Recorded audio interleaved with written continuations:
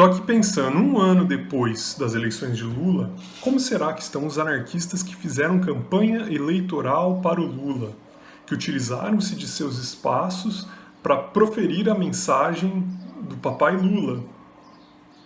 Como será que esses anarquistas estão? E nota que eu não estou dizendo aqui, né, sobre os anarquistas que votaram. Não.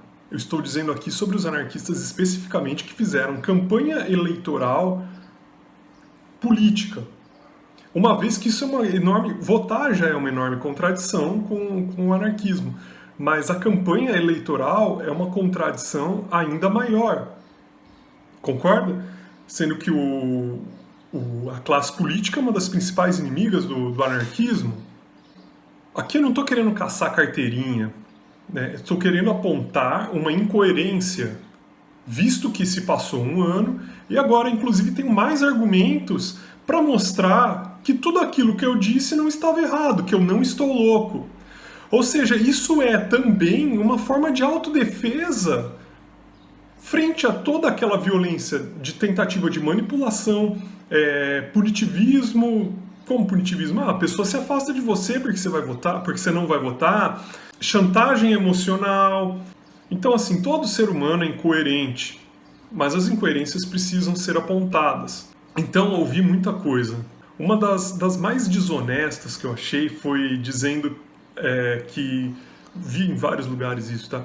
Imagine o quão privilegiada a pessoa precisa ser para não votar. E eu achei isso de uma desonestidade imensa, porque pressupõe-se que todas as pessoas que não têm privilégios vão votar. Pressupõe-se um monte de besteiras, tá? A partir disso. Então me deparei com um texto do ANA, Agência de Notícias Anarquistas. Esse texto tem o seguinte contexto.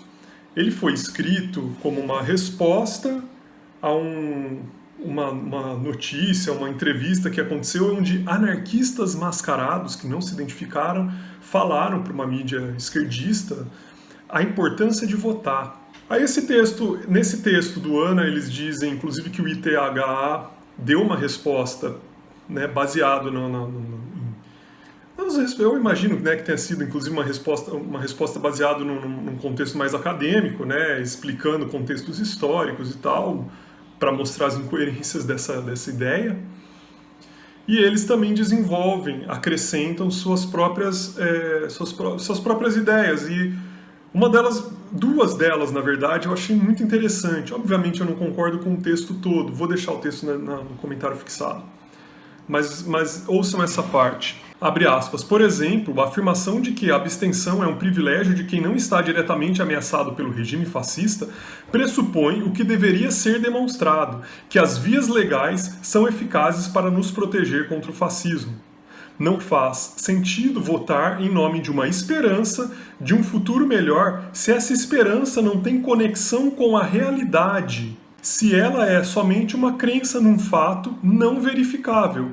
Não faz sentido tentar convencer outra pessoa a crer. E se há um fato verificável, basta apresentar o fato. Até hoje, não me apresentaram esse fato, tá? Não me apresentaram.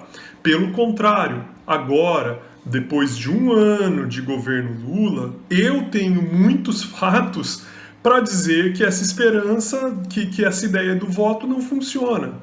Não que eu já não tivesse esses fatos anteriormente, mas já que estamos falando dessas eleições, já que encheram o meu saco nessas eleições, então os fatos estão aqui comigo. Aliás, não estão comigo, os fatos estão públicos, né? Você entra no Google, dá uma pesquisada sobre desmatamento, sobre violência contra as minorias, entre tantas outras coisas, você vai ver que as coisas não mudaram, ou se mudaram muito pouco, ou se mudaram para pior. Eu também posso trazer um contra-argumento a isso, né? Que falaram sobre o privilégio de não votar.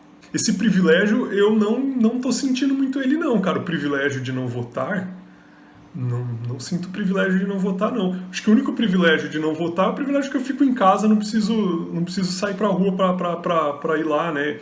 Mas o que eu verifico é um privilégio de quem vota. Porque quem vota tem o privilégio de não se indispor. Ele vai se indispor com a oposição, mas isso daí é o de menos. Se indispor com o bolsominion, ixi, cara, isso daí é o de menos. O difícil é você se indispor com os que estão ao seu redor, com a sua bolha. Pessoas como eu se indispõem tanto com o bolsominion, tanto quanto as pessoas que estão em sua bolha. E não vejo privilégio nenhum nisso. Né? A prova disso é que as pessoas que votaram, fizeram essa campanha eleitoral, estão em silêncio. Isso é privilégio, o privilégio do silêncio. Esse privilégio, não vejo ninguém falar. Não vejo ninguém rever esse privilégio, tá? E só por questão de curiosidade, como eu disse, você pode verificar tudo isso. Você pode entrar no Google, verificar os números sobre o governo, verificar a materialidade. Você vai e verifica aí no Google. Mas vou trazer uma aqui só por curiosidade. Ó. O título da notícia é o seguinte: estupros e assassinato de mulheres crescem no Brasil em 2023, aponta estudo. Vou deixar a notícia no link fixado, tal qual vou deixar o texto do Ana também no link fixado. Ou seja, se o argumento era que votar defende minorias, a realidade mostra o contrário, né? Inclusive eu gostaria de fazer aqui uma observação de que se essas pessoas estivessem de fato próximas da realidade de muitas minorias, elas iam entender que muitas minorias inclusive não votam, inclusive se abstiveram e fazem abstenção, inclusive levantam bandeiras anarquistas escrito não voto. Se as pessoas estivessem próximas dessas minorias, elas observariam isso. E não adianta me dizer que essa notícia tem contexto, tem pormenores, porque quando é assim, quando é no governo da esquerda, é cheio de pormenorizinhos, né, a notícia. Não, aumentou a violência contra as mulheres. Não, mas qual o contexto? Como que isso aconteceu? E enche de detalhezinhos, um monte de detalhezinhos, sabe? Só que é engraçado, porque quando vocês estavam usando esse tipo de notícia para fazer uma chantagem emocional comigo, para dizer que eu só não ia votar porque eu não sou mulher, por exemplo, vocês estavam relacionando, endereçando isso diretamente ao Bolsonaro. Por que agora isso não pode ser endereçado diretamente ao Lula? O que mudou? Então não é só desonesto, é desconexo. Posso trazer aqui para vocês, como um de muitos exemplos, o Nego Bispo. Só que eu não vou falar por ele, como a esquerda ousa fazer. Eu vou deixar aqui a fala dele sobre política representativa, sobre votar. Aí o que é que ocorre? Eu atuei no movimento sindical, eu atuei no movimento partidário.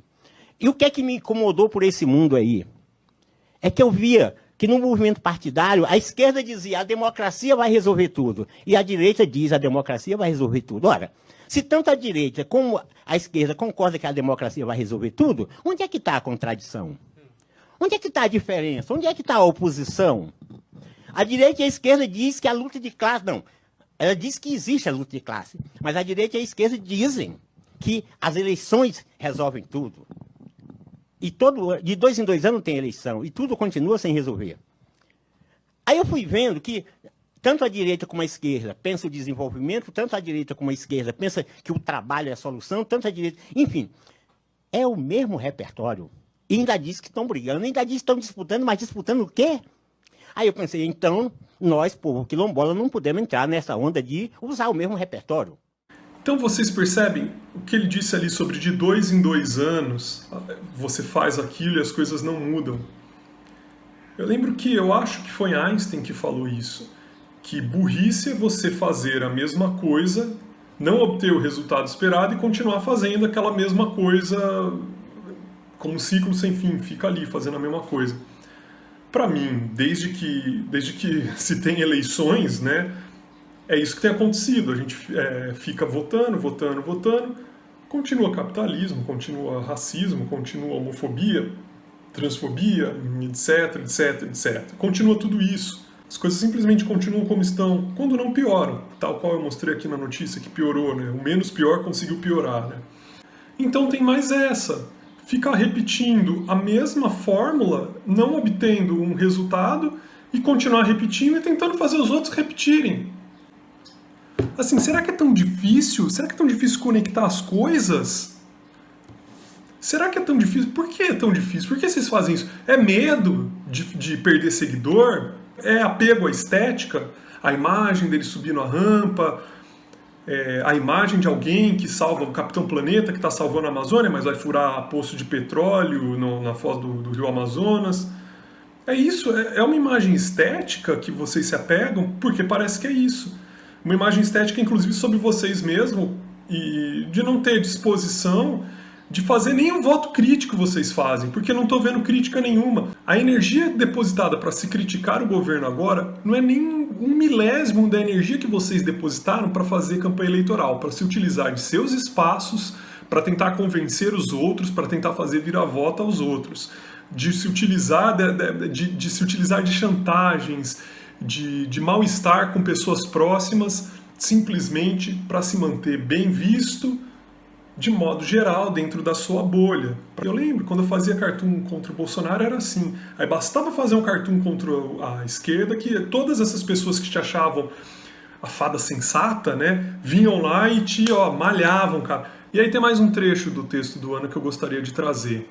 A validade da abstenção como estratégia política é real até que se prove o contrário, pois o ônus da prova cabe a quem afirma a validade da política representativa em relação à que prevaleceu desde sempre, uma política sem representação de relações diretas e autônomas. A crítica à política representativa precisa ser respondida com argumentos válidos, ou então o que se pede não é apoio político contra o fascismo, e sim uma crença dogmática na política representativa, ou seja, religião, né? O vira-voto nada mais foi do que uma catequização. E a gente fica aqui, né, fazendo vídeos, aqui se desdobrando, dando resposta, se defendendo o tempo todo, mas o ônus da prova está com vocês que votam, tá? Não está comigo. É como se eu pegasse essa caneta, soltasse essa caneta durante 200 anos, de 2 em 2 anos eu vou lá e solto essa caneta, a caneta cai, a caneta cai.